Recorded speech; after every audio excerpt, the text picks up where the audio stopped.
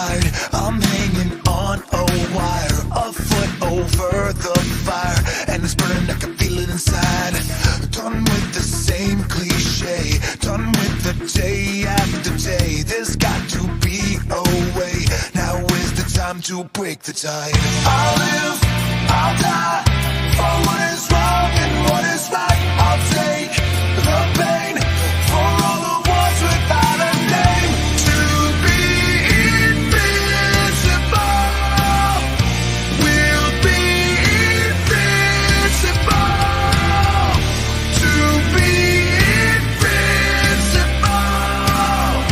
we'll be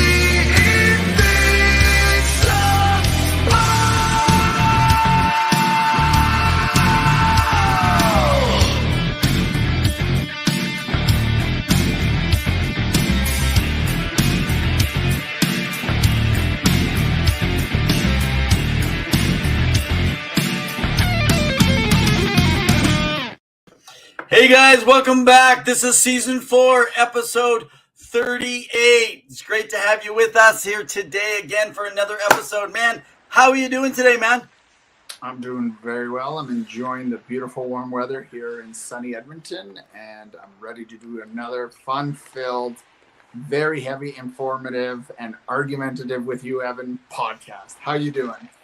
I'm doing fabulous. And by the way, the reason you guys can know there may be some arguments going on is because I think tonight, just maybe, we have a few different takes that we can bring to you. And by the way, that makes for a much more interesting show as we come into our live show. So guys, hey, welcome for joining in here tonight. Appreciate you. Hey, Ray, thanks, man. Hey, you guys are awesome in Jersey. You guys got some big stuff going on. We're going to talk about that, Ray, what's happening. Welcome to Zill, Trucking, the Lost Trucker. Welcome to Les. Guys, hey, you guys are awesome. Thanks for joining us. We'll engage with you guys in a little bit. Got a few things we like to get to as we normally do every week. Every Wednesday, we are here at 7 p.m. Mountain Standard Time. Check us out. We are on Facebook, on Twitter. You can follow Evan at RevNev. You can see at the bottom of our screens, it shows our hashtags. You can follow me at hockey_2. We are on YouTube. Give us a like and a subscribe. We appreciate it. And you can check out our website at twoguysanhockeytalk.com. We've got a bunch of articles on there. It's great. It's phenomenal. Evan's going to go into it in just a bit, but we are partnered up with Sports Empire. They are wonderful. They cover all your sporting needs, whatever you want. NBA right now, the finals going on, Nuggets versus the Heat. I know that's a big thing right now. MMA, MLB is starting up. It's heating up. And check them out if you want good sports podcasts. Absolutely. And guys, by the way, that was awesome tunes. As last week, Jamie Bascow, writer for the Flyers Nitty Gritty, credentialed journalist down there in Philadelphia, had said last week, man, he gave us a vote for the best intro podcast of all that's out there, man. We got a great one, and it's thanks to Penny Billionaires. Thank you for the exclusive rights that we have to their song, Invincible, that they've loaned out to us on the exclusive deal. So, hey, big shout out. If you haven't followed them, they're an electronic hard rock band out of Phoenix, Arizona. They may not be hockey fans, but we're going to win them over.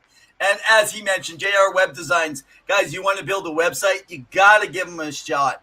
They do some premium stuff. He does a great job and for an incredible price. Believe me, you know how you get advertisements and they say, oh, yeah, come to us, we'll give you a good deal. No, JR Web Designs gives you a fabulous deal. And as he mentioned, you can follow all of our stuff, including right now, if you're on our website, twoguysanhockeytalk.com. You can go directly in and even follow our podcast or our YouTube that goes live on there. So got lots of stuff that we got coming up today, man. In fact, should we make mention our next week's guest? We're going to wrap up the season. Yeah.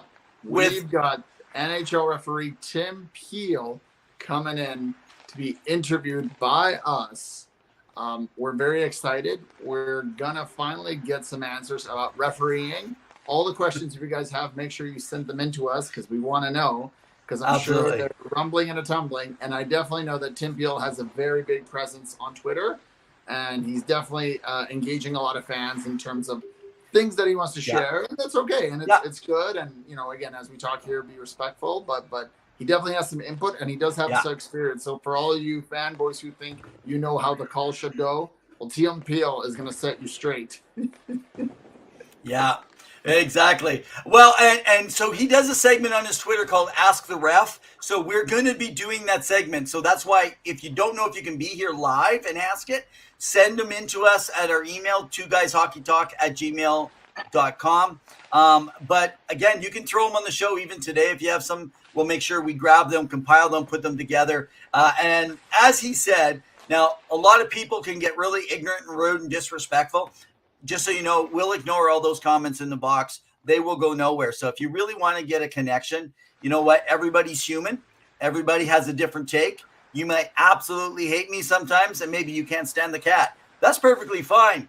We're not worried about it because you're obviously here for a take and or to chat and banter around hockey. So we're very privileged and honored to be able to have retired referee Jim Peel come on and share with us. So we're going to ask questions like we've asked some other people that cannot always answer because he's worked in the NHL level for so many years, over 1,000+ games. And get this, we're going to find out about accountability, what does happen, what does not in real life. Like, is there penalties? We know, but this will be official. So we're going to get some good information coming out from this stuff. So we're looking forward to it, as well as we hoping to get on before the season. Guys, we've only got a few weeks left, but before the end of the season, we're hoping to get Seacoast Hockey on. So Seacoast Hockey is an official refereeing, so officials and scorekeeping association throughout the United States for adult hockey league. So if you guys are calling in, I know we got some groups that are local in Edmonton where we're from, other groups. If you're part of rec leagues and stuff like that, you can get these guys involved. And when we're hoping in 2 weeks, they've been at the combine right now. It's called Drive Hockey. And Adam, who also does some work with the NHL, has a lot of stuff on their devices and software that are driving analytics. So we're hoping to get a bunch of this on. We're going to end the season with a bang. I have a couple others that I'm already telling. We're going to have to push you back till September because and we're not going to have a guest on for the show for after UFA. So after Free Agent Frenzy, we're going to be so busy talking about what just happened and what just went crazy that we're not going to have a chance to do that. So let's just get to the first thing mentioned before we get into it. Ray, funny how Jamie was on last week and the Flyers imploded yesterday. And do you remember, I think, Ray, you might have brought up, do you think they moved Provorov? I think we asked Jamie that, and he goes, yeah, no, I don't see it. And then Carter Hart. It's like, what's going on, Which so there's unless, something happens in the next hour that we're not aware of and you guys can let us know. It doesn't sound like there's any trades coming right now, but there are. Danny Briere is taking calls, and it would be big, and I know we talked about it with Jamie last week, and you don't trade away a goalie like that. But clearly you do. Believes, and you have Cal Pettersson now.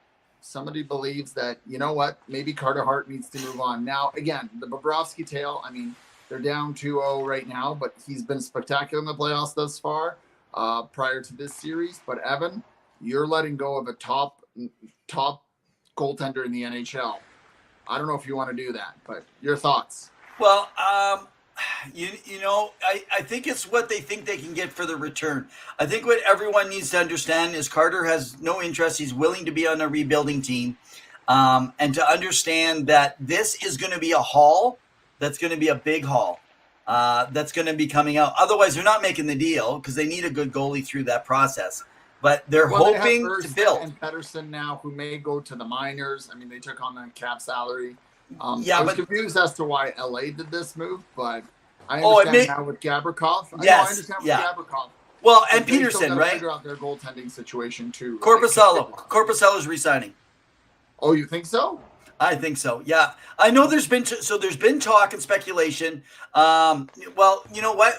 Because we're kind of talking around this right now, let's just bring it to attention. There's been talk that LA would go aggressively and try and bring in someone like Connor Hellebuck. These are trade targets. Now, John Gibson was his worst year that he's had, but he's playing on the second worst team in the league.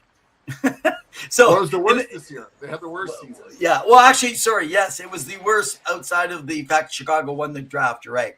The draft lottery. Come on. So, Evan. yeah. Okay. But if you think about this right now, it's even funny. People go, "Oh yeah, Anaheim's a rebuilding team." If they weren't any better last year, they're not getting a whole lot better this coming year. Not yet. Maybe by 2-3 spots, they're going to be a bottom 5, a good lottery team next year. And does Gibson really want to continue with that? And so that goaltending position, John Gibson will make a great goaltender to come in and be a 1B with someone, maybe to find. Now, I don't see him going to the Canadian market. I see him in an American market. So who knows? Now, Connor Hellebuck, there's been a lot of rumors into LA. I'm being told that both Columbus and LA are not actually making a push for Carter Hart either. So the only thing I could think is, does LA make a push for Hellebuck and clear up some more space? Could that be a potential? Because right now, I know Frank Saravelli is talking a lot out there, and he's talking about right now, Winnipeg is the most interesting team. One of the things that Brian Lawton's been talking about this too, and just the fact that they have they're most intriguing because they have like 4 guys that literally potentially can move. If one moves, the others move. Yeah. And Kevin Cheveldayoff has a lot of work on his hands this offseason, and I know that he really likes guys with turns. I mean, you look at someone like Nino Ryder and who they brought in, and he had one more year left on his contract, and he's still there next season, right? But and I know they don't want to do a rebuild, and Rick Bowness is coming back, which I know to your thoughts earlier on a previous episode, you said you didn't like his comments after the way they performed against Vegas, which again, Vegas now in the final, and they didn't show up in Vegas didn't show up in game 1, but after that took over. But really, yeah, what will Bowness do? What influence does Bowness have in this locker room and with Cheveldayoff? And what is happening with Mark Scheifele? What's happening with Pierre-Luc Dubois? Is he moving somewhere? I've been part of a chat with Winnipeg fans, and there's a few people on the inside there chatting about what could possibly move. What are the pieces that are needed? What are they looking for? And again, they did make the playoffs this year. They were top at the beginning of January, and then they fell off a bit, but they still made the playoffs. A lot of questions there. So it'll definitely be interesting. Keep an eye out on Buffalo. Buffalo definitely needs a goaltender. Keep an eye out on Carolina. Both their goalies, Ranta and Anderson, both UFAs. They have Kochetkov signed for 1 more year, but maybe that's a trade piece. Ray's just in the comments section. Ray's telling us that Dubois' agent told him today. I haven't heard this, Ray, that he had no plans to stay in Winnipeg. So I have not heard that to confirm. But you're saying that, so I'm going to trust you on that. And I know he's willing to go to Montreal, and I know there was some chatter last year. Wanting. Yeah. And even last year at the draft, I think there was some rumblings about him going to Montreal Canadiens. But again, we'll see. They definitely could use a center to assist. Suzuki there. We'll talk about another player that we're going to sign that just signed with the Montreal Canadiens. Yeah. But what's going to happen, and what's Montreal going to do? So there's a lot of fascinating things, fascinating storylines, moving pieces, and then Pittsburgh. I know Kyle Dubas just came in. We talked about that last episode. What is their situation goalie like? And Evan, your thoughts. You have that list, but even Tristan Jarry, right, and Casey DeSmith. Tristan Jarry's a UFA. What are you signing him to? Well, exactly. If you're thinking there, so like just looking at some of the basic guys, you got Tristan Jarry, he's UFA. Brian Dumoulin, UFA. Kulikov's a UFA again, and then they got Jason Zucker, UFA. Now they're going to be able to unload some salary in that. People got to recognize that. I know a lot of Leaf fans. You're upset at Kyle Dubas. You feel you maybe trusted in him. You feel like he let you down. He lied. He did this. I want you to realize something. You can talk all the crap you want about this guy, but this guy has a plan, and he didn't go to Pittsburgh just to go there and kind of die in the pasture. He is going there with a purpose. He got fired, and every time he didn't get fired. He didn't get fired. No, he didn't get fired. He never got his contract renewed. He had a contract that ended. There was not a Did firing. you not watch the press conference? He said Brendan Shannon had said that they let him go. They let Kyle go after negotiations. That's like saying, hey, I'm walking out the door and you're mad at me, so you go, oh, you can't walk out the door. I fire you. He was walking out the door. He already said they were having contract discussions. Oh, come on, Evan. He got fired. Of course, he did not. How do you get fired when you have no contract coming up? It was a contract negotiation. You still are not fired just because he let you go 3 weeks earlier. And by the way, he didn't officially get fired. Otherwise, the Toronto Maple Leafs would have had to give permission wouldn't have not had to give permission for the Penguins. And they still would have had to pay the whatever difference for the firing. It wasn't a firing. It was because it's July 1st is when it was just like the situation with Brad Tree living in Calgary. Why do you think they didn't let him speak to Toronto until July 1st, Evan? And why he can't be at the bench? He did go. He did talk to Toronto ahead of time. He signed with Toronto before July 1st. Yes, because of the backlash that Calgary faced after not being allowed to speak to the teams because contract ended June 30th. Exactly. So Kyle Dubas was let go because his contract ended June 30th. He wasn't getting it renewed, and Brendan Shanahan had a hissy fit and got upset. Go. You're not going to convince me otherwise. So you let go of a guy 3 weeks before his contract is expired. People get let go all the time. They get let go in the middle of a season. If you tell me you quit my show, then I say, oh, you can't quit, you're fired. It's like, oh, that's bogus. He never said he quit the show. He said it was Toronto or nowhere else. And that's no, he says, I don't know if I'm coming back. There's a lot about the family. No. He said it's Toronto or nowhere else, and then he came back. He said said about the family first. Then he said, yes, but it won't be anywhere else. And it was a part of his contract negotiation because he wanted autonomy, and Brendan Shanahan wouldn't give it to him. It was a part of a public ploy because Brendan Shanahan is a bully. Brendan Shanahan's a bully, and guess what? He's going to have to face up against Kyle Dubas now. Now let's get back to Pittsburgh. But he still got fired from his job. Whatever. Let go. Hey, Zale, welcome in Nogales tonight, man. Hey, welcome. How's the weather down in Arizona? Hey, LeBron. Hey, LeBron James. I got to give you a shout out, man. What a great name. LeBron James the Great. Joining us over on YouTube. Tuning in and not to the NBA Finals, LeBron James. Oh, right, yeah. So let's kind of talk about Kyle. A lot of people are kind of counting the Penguins out right now because they're saying, like, what's Kyle going to do? What's he going to make a move? I cannot count the Penguins out, even though they were right on that mark. I'll tell you why. Because they got bloody Sidney Crosby and Evgeny Malkin and Chris Letang. Yeah. As long as they got those three guys, and I believe Kyle Dubas is incredible at his job. I think he's learned some of the mistakes he's made by being too close to some of his players, by overcommitting some things to players. And I think he's also learned by signing short-sized contracts, it's hurt you. So you do learn from your past mistakes, right? So, agreed. So I think Pittsburgh's going to be in good hands, way better than they would have been without him because the rest of it was not a mess. Contract for him. Okay, and there you go. Zill says it's not a firing when the contract ends. They still get paid till end. So, Zill, in all fairness, what Pavel's saying is, yes, his contract was ending at the end of the month, but basically he got let go 3 weeks early. Yeah, so that's pretty much all it is, right? Oh, my goodness, look at this. It's 100 Fahrenheit right now.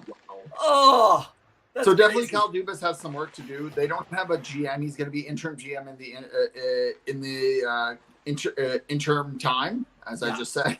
I'm repeating myself, but he's going to have some time to decide. So definitely that's a job that's going to be lucrative. People are going to definitely want that job, and he's definitely going to have an impact for who he brings in because he is going to be president of hockey operations too. Go ahead.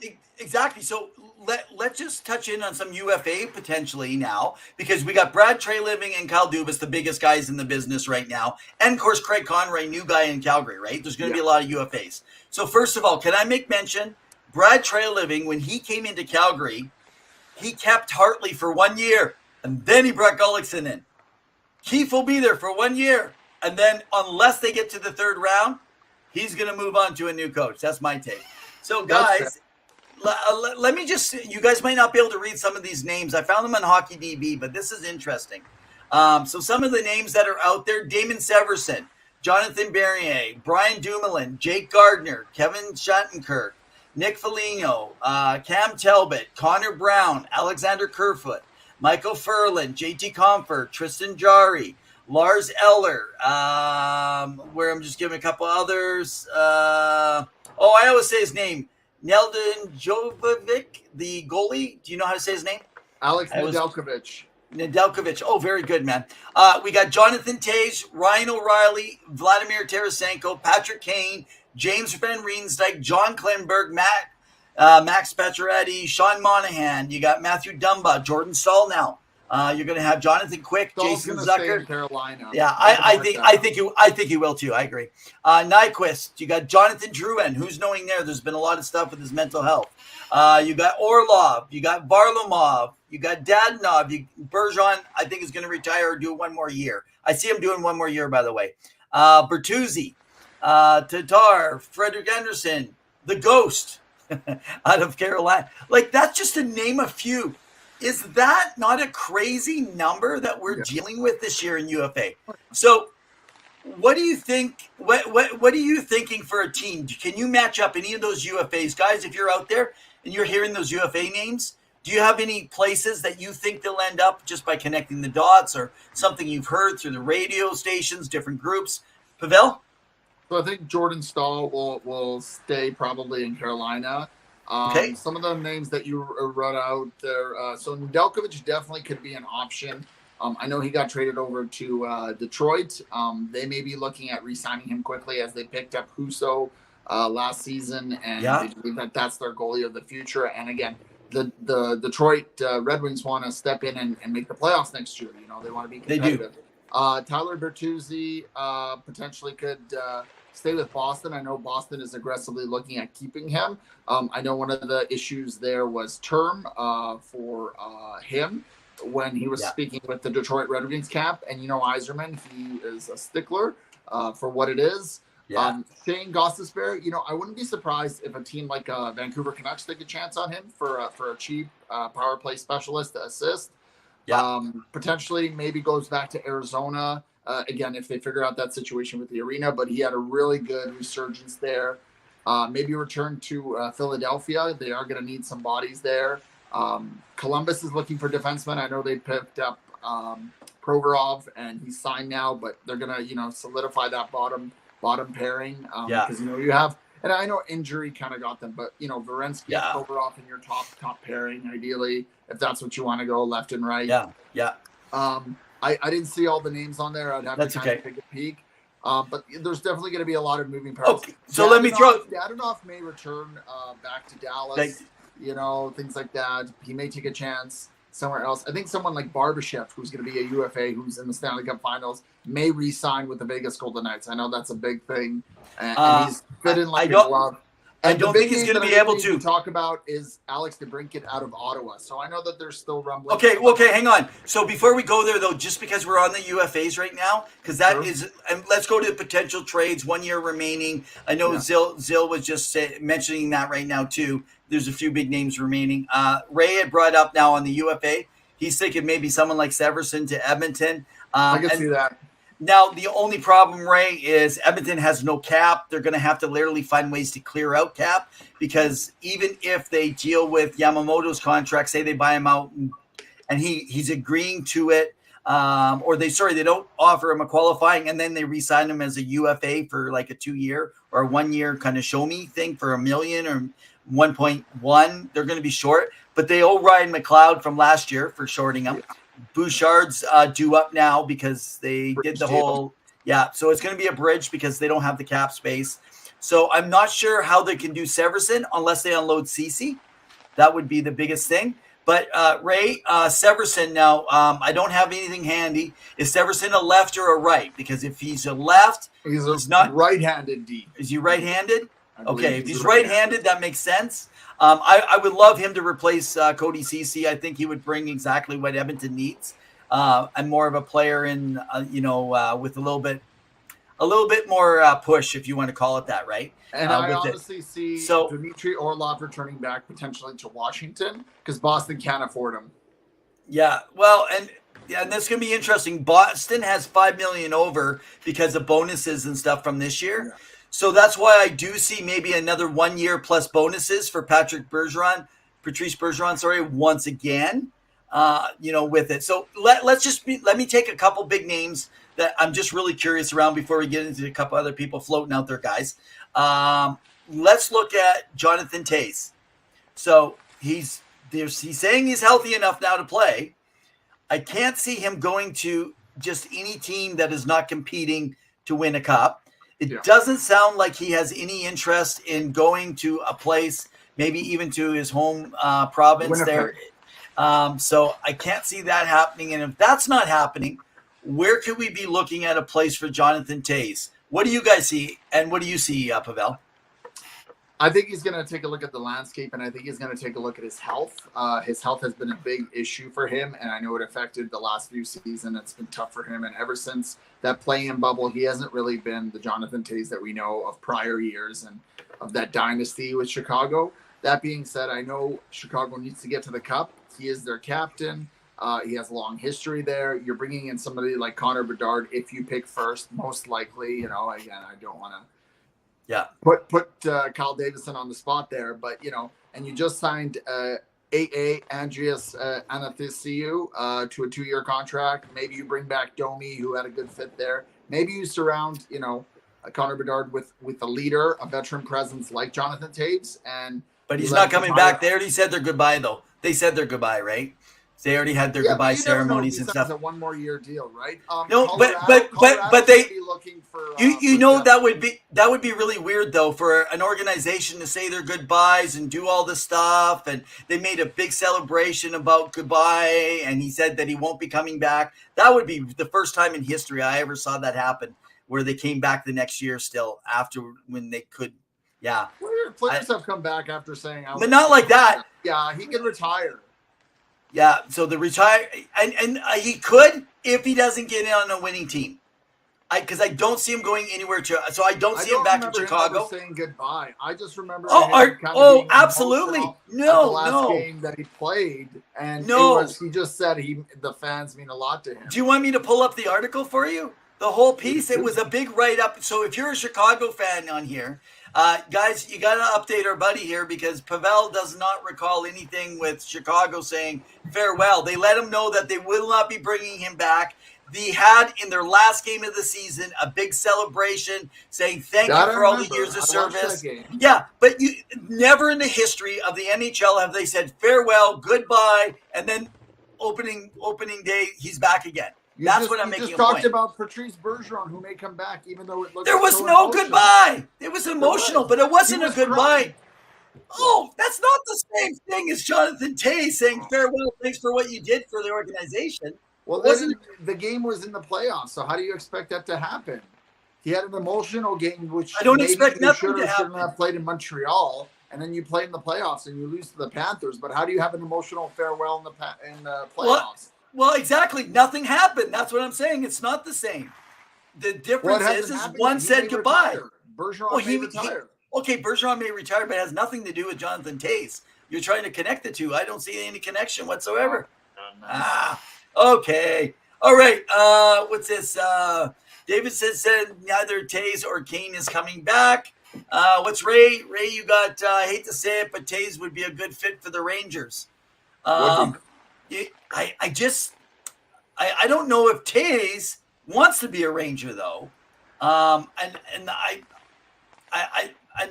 say that I'll tell you a team that this is really weird for me to say this, and especially where it is, but you know who I would look for on maybe $1.5 million or a $1.75 million deal with a bonus? No, I don't think they can do bonuses for him maybe yet of his age, but is Colorado. They need to fill someone in on that next line. I just said because JT Compton's going to be looking for a big contract, and he's not there. Yeah. And I did find the article. Yeah, okay. I meant more symbolically where he would come back for just like a one-day contract to retire as a captain. Oh, totally different. Totally different. But not like play, yes. I thought you said to play with Connor McDavid. No, Connor Bedard. I said that would have been a good opportunity, but if they're not going to re-sign him, then that makes sense, right? Oh, look at that. Ray gave us the link. Okay, Ray, afterwards we'll go and take a look at That's that's Pierre-Luc Dubois. Yeah, no, that was from earlier. That I had asked for the link if you knew where the info came from. So excellent, man. Excellent work. So, okay, sounds good. So we were talking about other potential. We talked about 2 goalies, Connor Hellebuck, and we talked about John Gibson. But then you brought up DeBrincat. Obviously, some other guys that could be on the move by the trade deadline, by draft time on the floor. So go ahead, update us on your thoughts kind of going on around Alex DeBrincat right now. So Pierre Dorian is exploring right now, and the upper management is exploring trading potentially Alex DeBrincat or what that would look like, where he could potentially go, because he kind of wants to know what the vision for the team is. Now, he is a great addition to that team, to that top segment with Tim Stützle, with Brady Tkachuk, with Claude Giroux, who's there for 2 more years, and, hopefully Josh Norris, who can potentially have a full season and not be injured again. I mean, apart from the looming sale of the team, which has been its own saga in itself, DeBrincat would be an excellent top 6 forward for any team to have, right? Winger. And a lot of teams would be looking, whether it is a St. Louis or a Colorado or a Pittsburgh, what is that going to look like? And he's definitely going to command at least $8 to $9.5 million minimum, and I know he's an RFA, and he's got a qualifying offer from, from the Ottawa Senators, but they need to sit down and say, what is our priority and what are we looking for? He's open for a qualifying offer as an RFA. He's open for a qualifying offer. Yeah, but he's eligible for it, but they're not. I cannot see them paying the money, especially with having a down year for him, right? That would be he did have a down year. That's the only thing, but he can snipe it in, and he's a goal scorer. So he could definitely bank, 30, 40 goals for you, which is a pure luxury here in the NHL, and that's what you want. So look for teams. One team to be mindful of, and they definitely needed scoring in the Evan left. They definitely needed scoring in the playoffs, was the Carolina Hurricanes. The Carolina Hurricanes, they ended up missing on. Did you just leave me for fun? What? Screw you. No, I'm joking. Yeah, the Carolina Hurricanes really needed scoring this year, and with Max Pacioretty coming up on his contract, and he had a big lump sum, look for Carolina to maybe make a trade and push. And I know Don Waddell likes to invest in players like that. So, and I know they want to bring back the core, and they have Sebastian Aho to sign. But look out for Carolina potentially to pursue that, because really he's going to want to go to a contending team. So, hey, question. Do you think if Svechnikov had played in the playoffs, it would have made any difference? He did play. He just didn't play in the first 2 rounds. He did play in the 3rd round. He played. Yeah, he came back. Wow. Okay. Yeah, he played. He played against the Florida Panthers. So that's what happened. He had a goal and 2 assists, I believe, in the 3 games. That's what happens when you only catch in like 10 minutes here, 10 minutes there. I didn't even know he got back there. Good. So he did end up coming back, but he was injured for the first 2 series that the Carolina Hurricanes played, which was the Devils, as Ray knows, and prior to that, Evan, who did they play? Who? The Devils? Islanders. The Islanders. Ray says if the Devils don't re-sign Tatar, that is who they should go get. Tatar is a good cheap option. I know people like him. He fit in well there in New Jersey, but he'll definitely find a job for a 1 year or 2 year. New Jersey's got to keep away from Timo Meier. It's not going to be worth it. I said it before it started. I was worried about So you know what? There might be something about some of these players that have left San Jose that have looked good, and other players have done really well. It's you don't know. Evander Kane did well after he left. Joe Pavelski. I was just finishing that. I was just finishing that. Thank you very much for interrupting. You interrupting goat.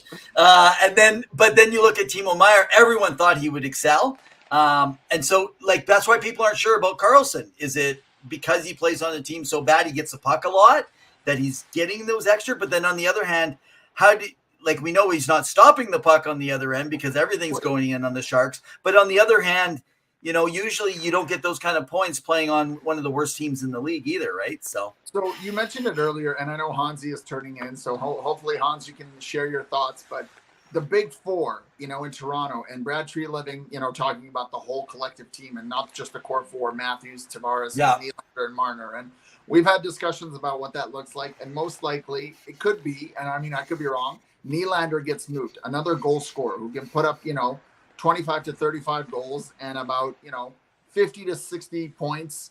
He had a good year this year. Yeah. Look out for him potentially to be moved, Evan. And do you think that he would go somewhere where they need a goal scorer? Maybe he goes just across the pond and goes to Ottawa if they get rid of DeBrincat, right? That would be interesting. And again, watch for them, because you're not trading Matthews if you want to keep him and build around him. You're not trading Marner and Tavares. That contract's very difficult to trade. Yeah. I mean, anything is possible in the NHL. I think it's Nylander. I think Nylander's the guy that's going to go. It makes the most sense, for what's kind of happening there. Their connection with the community, all that kind of stuff. And by the way, I do not think that – I think Austin Matthews does resign, but I think his resigning is not going to be an 8-year like some people would like it to be. What was last time either? No, and I think he's purposely going to be looking at doing something that's like another 3 or 4, maximum 5, so he can get one more good contract that can put him to a later stage. Like, I think he's thinking long haul, with it. But I have to say, this is going to be an interesting, because I do not see Brad Treliving being able to get this thing done until the end of the year. And if it waits that long, you're having a good chance to go into become a UFA, which is going to get scary for the team and the fans. And so if you're a Toronto Maple Leaf fan, you want him signed before season starts to an extension. You want that in place, right? Oh, Ray's got a proposal. I'll trade Severson's rights and Bratt for Nylander. I don't know. I don't know if Toronto would do that trade. By the way, I think Jordan commented something about beard shaving. And oh, yeah. Okay, hang on here. Yeah, no. First of all, of course, Jordan came on to talk to you. Beard, Jordan. Beard. Yeah, beard. Yeah, this is their language, by the way, guys, for a few of them. And then Zill wrote, Pavel, you're supposed to shave beard when your team falls out of the playoffs. And then Jordan says, who said his team is out? There you go. There's still a lot of hockey left, Evan, right? And we're still going into it. We're going into the thick of things. So I do want to know your thoughts, and you guys can let us know quick thoughts on the series between Vegas and the Panthers being up 2-0, and what is going on. So what do you think, eh? What could you be thinking as a Florida fan? Your heart has literally take a beating with these long overtime games and these thrilling winners and a goaltender that's literally doing handstands, flying through the air, stopping pucks.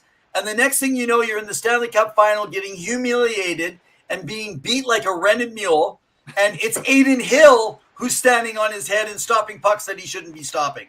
Well, it's funny because neither of the goalies that are starting right now played the first game. I mean, I know Alex Leon filled in after Bobrovsky got pulled, but both of these goalies weren't the starters for these teams. So props to Adin Hill. He is having a career year. Again, another UFA goalie if teams are looking. And just like Darcy Kemper last year, he got a big pay raise. You remember the Washington Capitals invested in him. There was a lot of suitors for his services.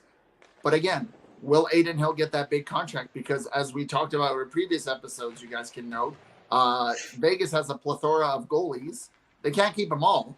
And someone's going to want to pay for a solid goaltender. And if they're not getting Hellebuck and they don't want to trade away anyone from their roster, maybe Adin Hill's your pick.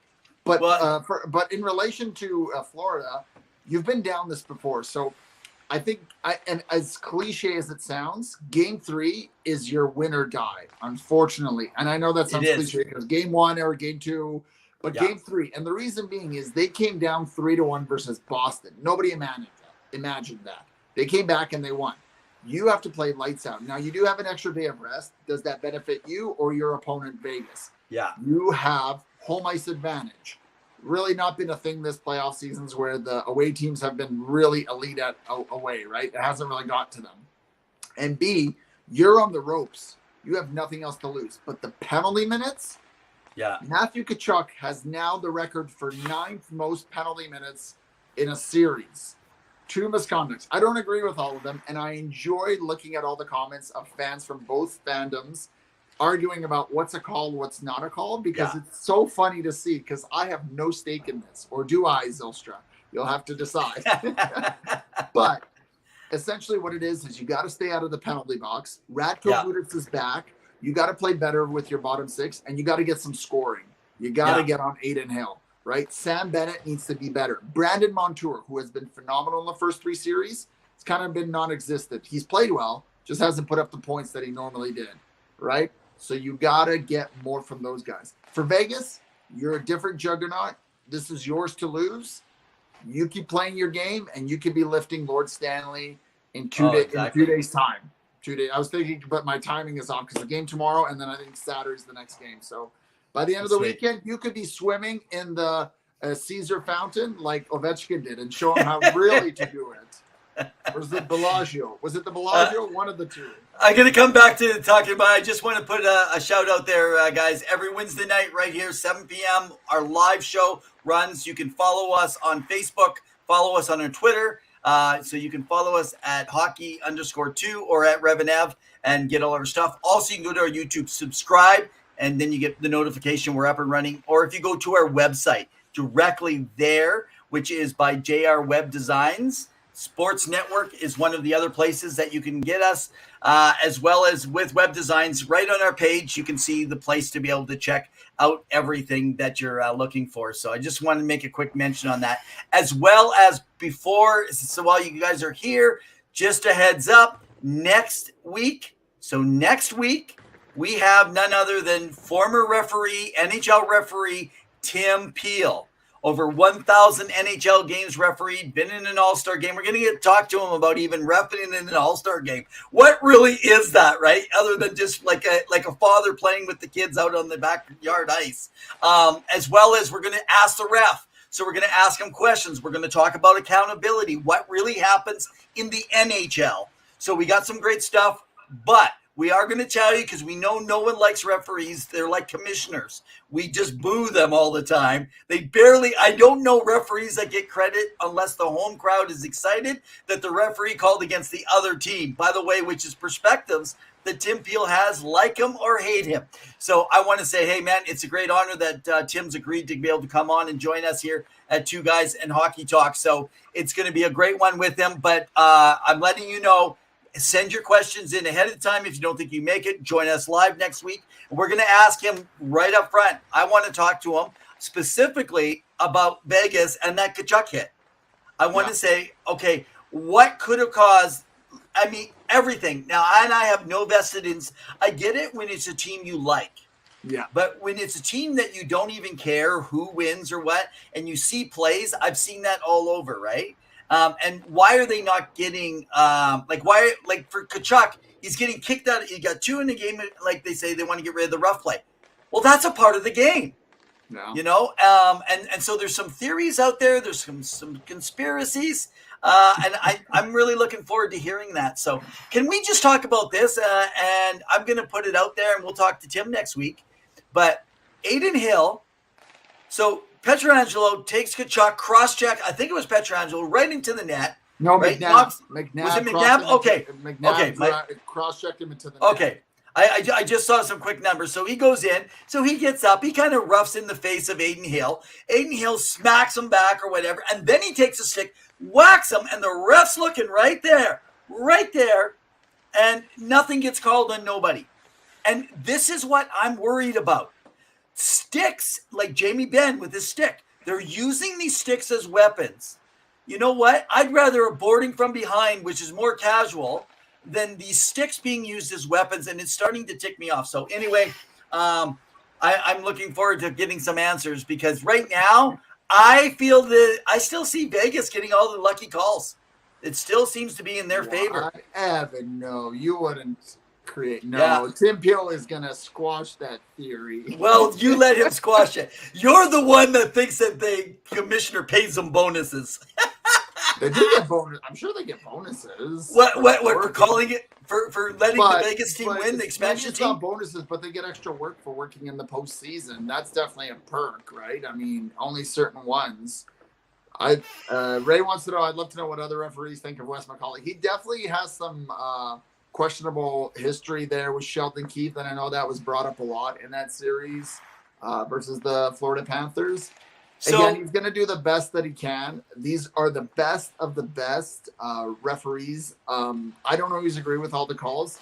The game is so fast that it's so hard to miss. If anything, I want to talk quickly, just as an aside. Yeah. Think about how tight and small offsides could be, and I know Matthew Shane brought in the rules, but some of these refs see these calls so quickly and they're like, it's offside, it's not offside, and they call it immediately. And sometimes it's wrong because the game is so fast and you're watching so many players because maybe there's a rush of 3 or 4 players. But again, to see it in that fast emotion, that's impressive. So again, you got to remember the ref has 2 eyes. Maybe the other 2 are just blind on the back of the head, but are covered by the helmet. But you can only do so much, and you can only see so much. We talked about this before in previous episodes, so it'll definitely be interesting. But go ahead. Okay, yeah. So Les said the call.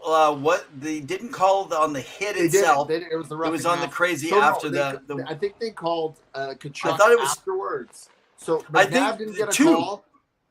The 2 was on the hit, I thought, but the 10 misconduct was the afterwards. Yes, that is correct. Right.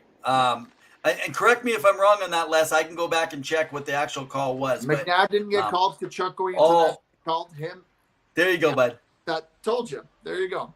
What do I know, Evan? I know nothing. But you. Well, obviously, you call yourself the insider, so hopefully you know something.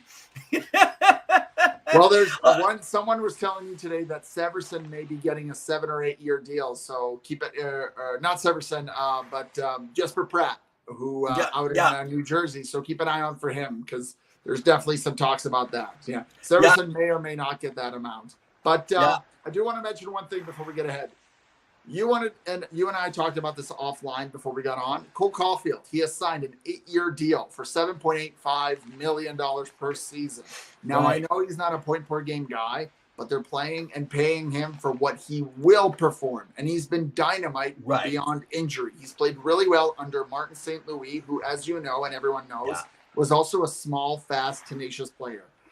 You don't like the contract. Share your thoughts, and I will rebut him. Yeah, so here's the thing. You are right. They are paying him for the future. That's what they're paying Cole Caulfield for. I want to go back and say that I've known Cole Caulfield for a long time because I watched him at the Brick Invitational when he played against Jack Hughes, actually here in Edmonton at the West Edmonton Mall. So I do have a little bit of understanding of the player himself. I think he's fabulous. I think he has a lot of potential to go somewhere. But let's look at this, though. How much money he's going to get here. He has 7.85. Yeah. But hang on here. He's played 123 games. He's got 0.68 points per game. He's got 53 goals. Yep. And he is going to make almost $8 million. He's a small player. Yes, he's feisty. How long will he last? Is he going to be a Theoren Fleury? Who knows? Maybe he'll be a Martin St. Louis kind of a player. Maybe he can continue the career like that. But you are taking a huge chance on taking another small guy and paying him a lot of money, and you're hoping he does. Like it's barely 2 full seasons worth, and you are making that decision like they did with Brady Tkachuk. The difference is Brady's big. Brady fights. Brady does a lot of other stuff. Now, I know Caulfield is clutch, but I'm a little worried about some of that stuff. I'm worried this contract could go south on him. I hope this contract turns out. Kotkaniemi, remember when they made that thing in Carolina? That was a terrible one. I think that they tried to buy something from Carolina. Well, they offer sheeted him an enormous amount that was way above what he would ever be able to make. Yeah, well, $6 million for a guy that should be like $3 million, maybe. Well, he's making $4 million now, so they got what they wanted. Well, yeah, I get, but not on the cap. Not on the cap. He's not making $4 million on the cap. The cap is always spread out for the whole duration of the period. So anyway, but Caulfield, what do you mean? You think the cap changes? What do you mean the cap changes? The cap increases, but his against the cap is $4 million. It's not $4 million. It's spread out. They take the whole cap. So I'm going to go on right now because you're calling out something else different. Right now too, because I'm confused. Okay, you're going to cap friendly right now. I'm there okay, already. Yeah. Okay, you pull it up because my understanding is his contract was a lot more money than that. So what's his cap? What's his cap coming in at? They're paying out big contracts. He's at 7 years at 4.82. Oh yeah, on his second contract is what it was. But I'm talking on when he signed the 1 year, then they re-signed him. Is what it was on the qualifying. I think it was offer. a $6 million, if I recall. So Zylstra is saying they're paying out big contracts way too easy and true. But now I will say this, Zylstra, if Montreal hits a home run on this, and Caulfield is a point per game player, and he's signed for 8 years, if he performs and does that well, and him and Suzuki do excellent. I'm just worried you're talking about top 6 guys and you got 2 small players. I cannot see them competing for a Stanley Cup with 2 small players like that. They need the big boys. And what did they do in 2021, Evan? What did the Montreal Canadiens do with Cole Caulfield and Suzuki? They rode the back of somebody called Carey Price. Just like Bobrovsky got them to the Stanley Cup. You're not going to win. Evan, do goalies score? Do goalies score in the playoffs? Is that how I don't know. Games? How do you win games, Evan? Evan, how do you score? You stop goals and you score. You do exactly. both. And who scored those big goals that helped Montreal go to the final versus Tampa How come they never won? If they're so good, how come they never won from them? The other team was better. Agreed. You had Vasilevsky. And because Tampa Bay Lightning because they got there, because they got there, you think that they're clutch because they had one good season. Did you know players for many years get to a Stanley Cup? Fernando Pisani got a huge contract. Why? Because he performed so well in the one playoff. It doesn't mean that they're worth the dollars that they may get. What was your comment earlier? That you're not going to win with 2 small players. To play in that. No, I said they're not going to be able to win with small players. It's about winning the Stanley Cup, no, you didn't not say getting win. to the Stanley. You said because winning is one thing. I didn't. No, I did not say clutch. Like the coattails of those 2 players to get to the Stanley Cup final, which they did. To get to the Stanley Cup. I didn't say the Stanley Cup final, bud. You got to take the wax out of your ears and quit reading into it your way. I never made it to the final, and you're just you're bashing the contract. Like, see, Montreal fans. No, I love you. I love the Montreal team. In fact, we're going to talk about you're pooping the bed. So does that mean that I don't like the Oilers if I talk to you about how bad the contract is for Darnell Nurse? Does that mean I don't like the Oilers? He's a King Clancy finalist. And so there's what? A difference. And there's so a difference. So I pay $9 million plus for a guy who's a King Clancy finalist? Oh, good spending of money, bud. Maybe we could win a cup if we could take that money and had $3 million more to get a little bit better defenseman on the other side to replace Cody Ceci.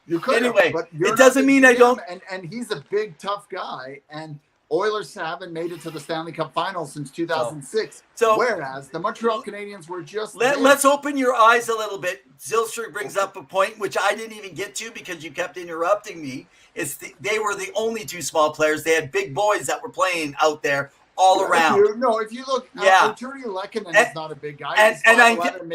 I do not tell people, oh, you get to the finals. It's never about the finals. It's the Stanley Cup. You get to the Stanley Cup. But to the Stanley Cup is the grail. Oh, my God. And they reached it. You know what? Being a runner-up means absolutely nothing in the NHL, buddy. Nothing. Means absolutely nothing. Anyway, I have been putting off. Oh, wow. Do we really want to talk about that? All right.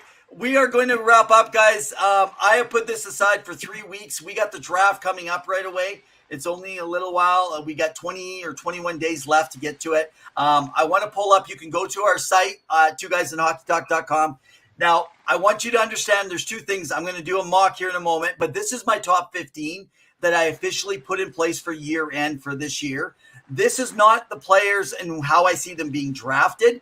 This is not the players and who I think is the best right now or the first best 5 years. This is how I see their careers. When we look back in 15 years, I see them leveling out. And that is Connor Bedard as your number 1. Mishkov will have the second best career. Fantilli will be 3rd with Leo Carlsson 4th. Zach Benson, who we talked about last week with Jamie Baskow, Will Smith, Dvorsky, Barlow, Yager, Leonard, Moore. Not everyone knows about he goes by Olivier Moore. Some call him Oliver Moore. Calum Ritchie, Edward Soul, Andrew Crystal, and Nate Danielson. So those are the ones. I made 3 new adjustments that I had previously. But let me do something and take you guys right now to we can all chat and talk about this now. And that is, this is where I'm putting my mock draft today in the top 9. I'll give the rest next week. So obviously Bedard going number 1, I am picking in my mock. Adam Fantilli easily going. We know that's going to happen. It's pretty much a godsend for them next to Bedard. And then Leo Carlson. I could see Leo being ready to even play this coming season as a rookie, very potentially. Remember, they also have Kent Johnson down there too. But I think they're going to pass on Mishkov in San Jose, which brings me now over to Montreal.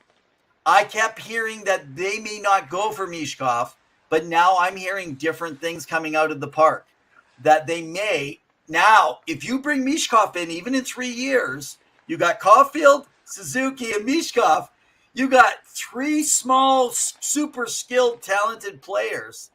But that's why I'm a little worried about the Caulfield deal. The only thing is when I had this mock set, I didn't see Caulfield getting that kind of money at that for the 8-year. I thought it might be a bridge right now.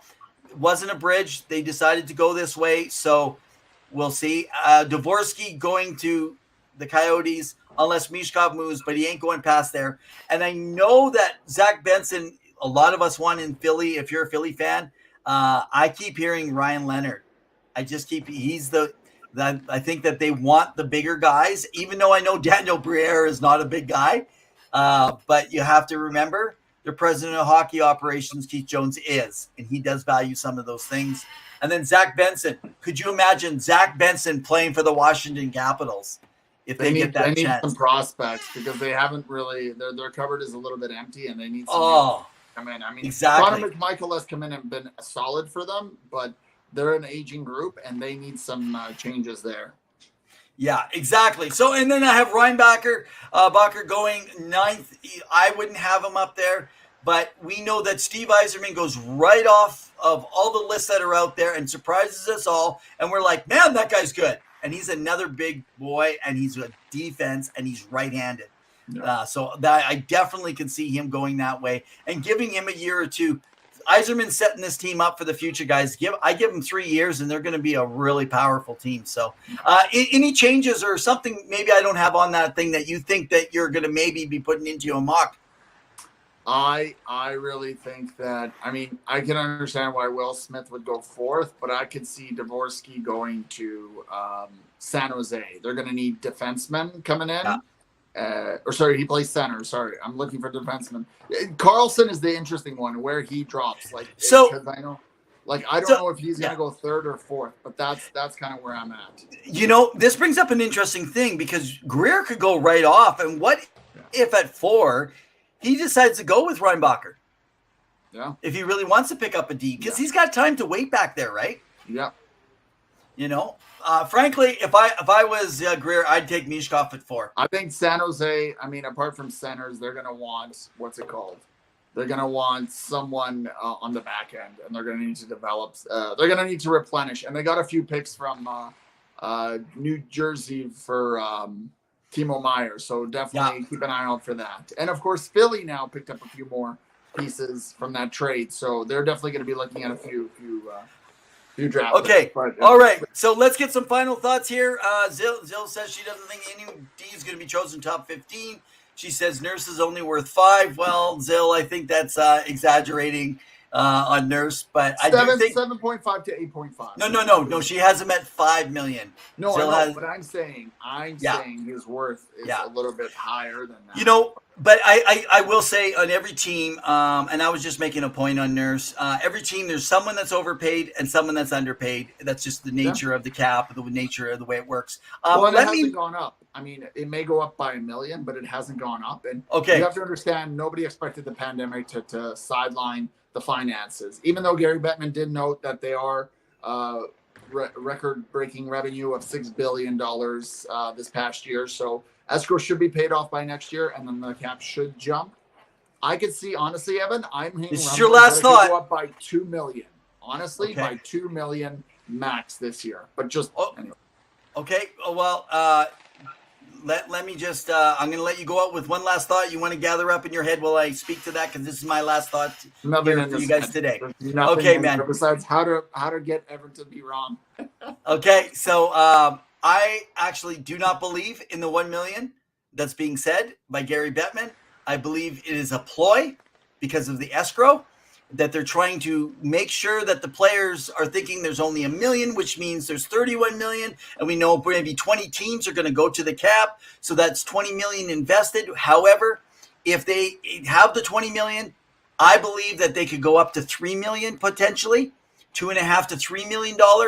And right now, this is a ploy to get the NHL to say, hey, you know what? We'll pay a little bit more later for a little bit more now, because if we get 20 teams to go to the cap and we can get $2.5 million, you might be getting another 40 million on top of the 20 million to another 60 million to be spread out amongst your players. I think this is a Bettman ploy. This will be interesting. I think he's trying to play chess with the players. That's what I think it's doing on this 3D partnership. chess. Yeah. Okay, bud. Last thought before we wrap. It's honestly, surprisingly, for only 2 teams playing for the Stanley Cup, it's been a busy time in the hockey world. Not just, in the NHL, but congrats to the Quebec Ramparts for winning the Memorial Cup. That was incredible. I want to get your final thoughts of it on that. And potentially, yes or no, do you see Patrick Roy returning as a coach? Rangers, Calgary Flames, because I know Babcock is going to be probably signed with the Columbus Blue Jackets, but your thoughts, will he emerge in one of those 2 teams or somewhere else, or potentially who else is needing a coach? Calgary still needs one, yeah. Well, I just said Calgary and Rangers. Yeah, but right. And I think it was Peter Laviolette's Toulouse. But anyways, your thoughts on Patrick Roy returning to the NHL? Yeah, Rangers are going with a veteran. They have a very stubborn board that runs that franchise. They won't take a rookie.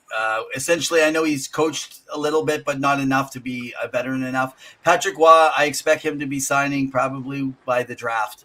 I expect that he will be signed as a coach now in the NHL to get himself back in there. The Seattle Thunderbirds, I thought, would wipe the floor with everybody, maybe lose 1 game.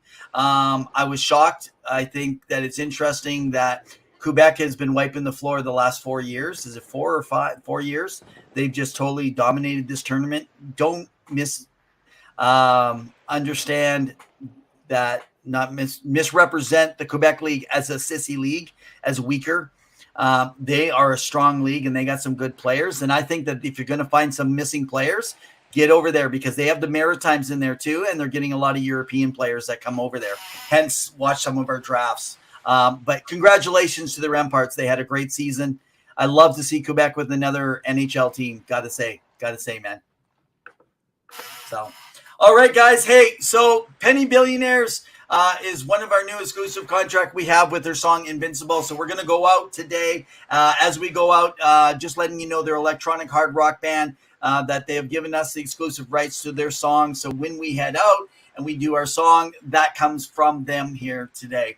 So guys, it's been a blast. Next week, don't forget, we have former referee Tim Peel will be joining us. So he's going to be on the show next week. Make sure you join us to ask the ref the questions that we've always wanted to ask. Les, if you're still there, man, you got a lot of questions. I know you got a lot of questions. I know Jordan does too.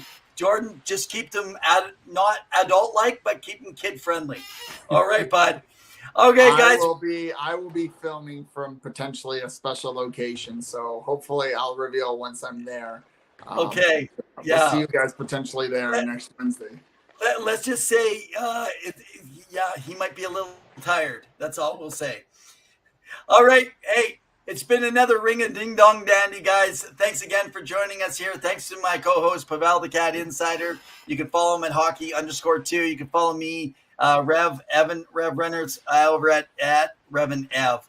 Guys, in the meantime and in between time, Keep your sticks on the ice. Stay safe. Cheers.